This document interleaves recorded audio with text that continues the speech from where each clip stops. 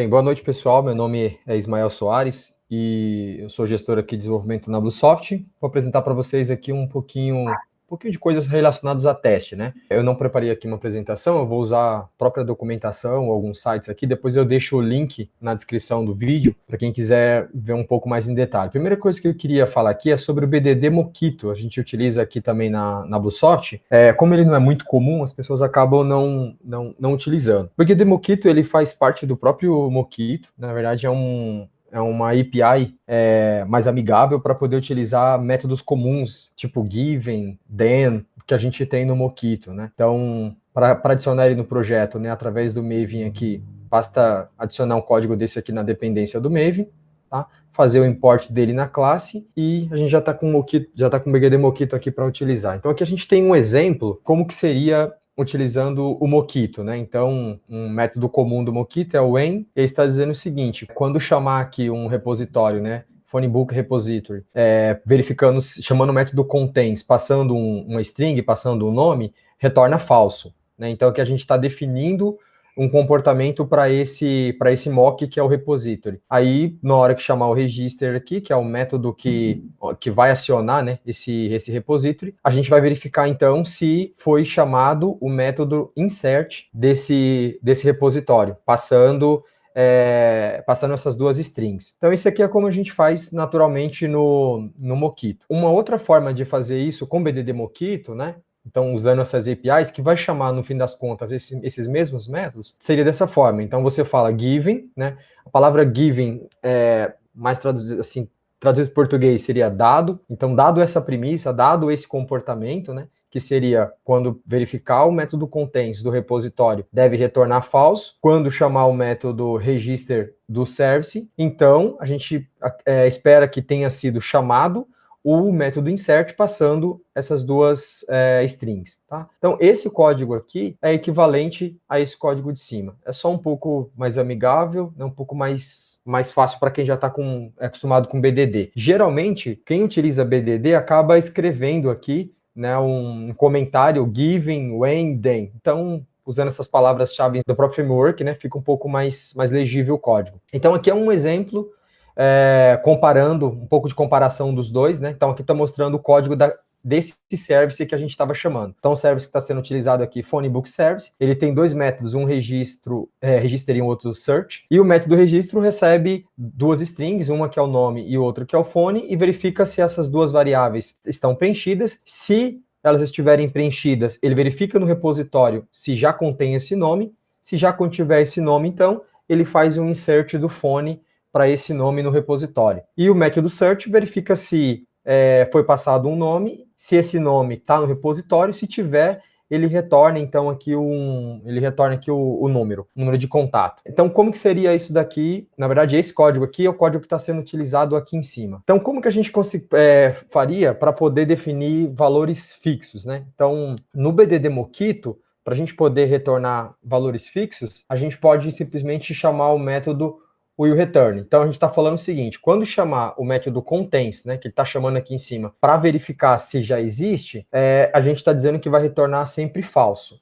E aí a gente está dizendo que nesse caso, como a gente está dizendo que não existe, né, e está chamando o método register aqui, então é esperado que não tenha sido chamado o método insert do repositório. Só que existe uma outra forma de fazer, que seria definir um valor dinâmico. A gente chama isso de answer também. Se fosse fazer direto com Mockito, com o BDD Mockito seria o seguinte: a gente fala, olha, então quando chamar o método getPhoneNumber by contact name, então a gente diz para ele, né, dá para ele um corpo, dá para ele aqui um comportamento, né? E nesse comportamento a gente está dizendo, olha, retorna o primeiro argumento que você encontrar aí. Compara o argumento aqui e retorna o primeiro argumento.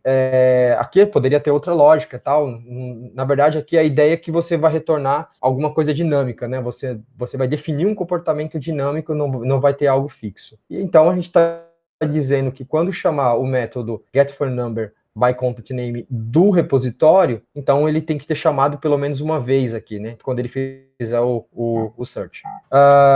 Outra forma também aqui, né, outro exemplo com o BGD Mockito, para a gente poder fazer throw de exception, né? Então a gente pode falar aqui no BGD Mockito que quando a gente for chamar o repositório fazendo o insert, ele tem que dar um exception, né? Porque não existe o contato aqui no repositório. E aí a gente, para fazer o assert, né? Essa é uma forma antiga de fazer, mas dá para fazer dessa forma aqui, que é você fazendo um try catch. E aí você vai dizer que nunca deve ter chamado o insert, porque se chamou, chamou errado, né? Não deveria ter sido chamado, tá? Então esse aqui como eu disse, é só uma API para facilitar chamadas de Mockito que a gente já está acostumado. Aí do Mockito ainda tem outra coisa interessante que poucas pessoas utilizam, né? Geralmente nas entrevistas, quando a gente pergunta, poucas pessoas utilizam, mas é algo bastante interessante. Então, assim, quando você está falando de mock, você pode ter chamadas indiretas, né? Chamadas que você não consegue capturar, não consegue pegar, porque você não retorna ela no método de teste. Um exemplo, né? Você tem uma classe de nota fiscal onde você manda confirmar uma nota. E esse método vai retornar uma nota fiscal. Só que lá dentro ele pode ter feito chamadas para outros serviços, né, passando parâmetros. Como você não vai retornar nesse serviço esses objetos que foram passados, você vai retornar a nota fiscal, você não conseguiria, então, verificar o que foi passado para esses mocks, que foi passado para esses serviços. Então, para isso, a gente utiliza o Argument Capture. Então, para você utilizar o Argument Capture, você precisa usar essa Annotation Capture, coloca qual é a classe, né, que você vai capturar. Essa classe que você vai capturar pode ser qualquer tipo de objeto, tá? E você cria esse Capture.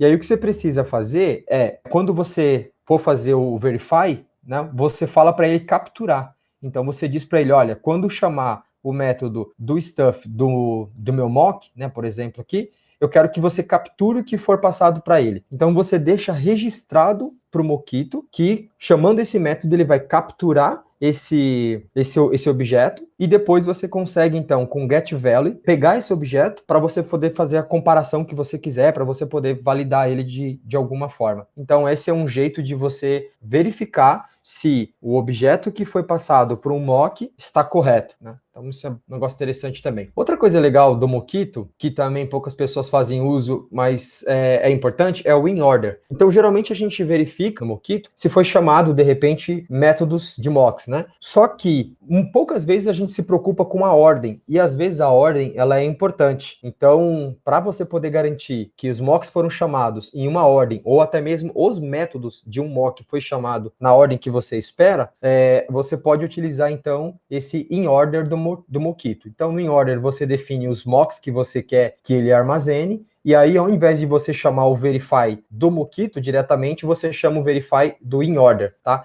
E aí significa que se você mudar a ordem dentro do código, vai quebrar o teste, tá? Se você não estiver utilizando in order, você mudar a ordem lá dentro, não vai quebrar. Então essa é a diferença do in order. Ele garante que está sendo chamado aquelas classes, com aqueles métodos, passando aqueles parâmetros, na ordem específica. E por último, para encerrar aqui, eu queria mostrar para vocês um outro carinha chamado EasyMock, tá? Eu não vou falar especificamente do EasyMock, mostrando um pouco de diferença aqui dele. Em outra oportunidade eu posso apresentar ele. O EasyMock, ele serviu de base para o Mockito, tá? Então o Mockito inicialmente começou com um fork do EasyMock, mas depois eles acabaram reescrevendo tudo e utilizaram aí, se inspiraram no JMock, né, para poder fazer o Mockito. Mas tem bastante similaridade, tá? Então, um exemplo aqui, né?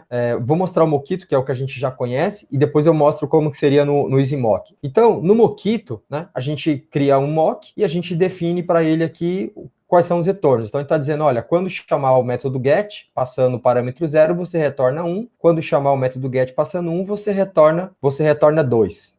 Aí tem o restante do código, e depois você faz o verify, vendo se ele chamou o método clear, né? Então, aqui dentro a gente está esperando que está chamando o método clear. Para fazer isso com o EasyMock, a diferença é que a gente define todo o comportamento antes. Então, e no final a gente só verifica se esse comportamento aconteceu. Então, essa é a diferença. Então, no Mockito, a gente define quais são os retornos antes e faz as verificações no final. No EasyMock, a gente define todo o comportamento antes e verifica se esse comportamento foi chamado. Então, exemplificando um pouco melhor aqui. Então, eu estou criando aqui um mock qualquer, e aí eu falo assim, olha, eu espero que chamando um método get do mock, passando 0, vai retornar 1.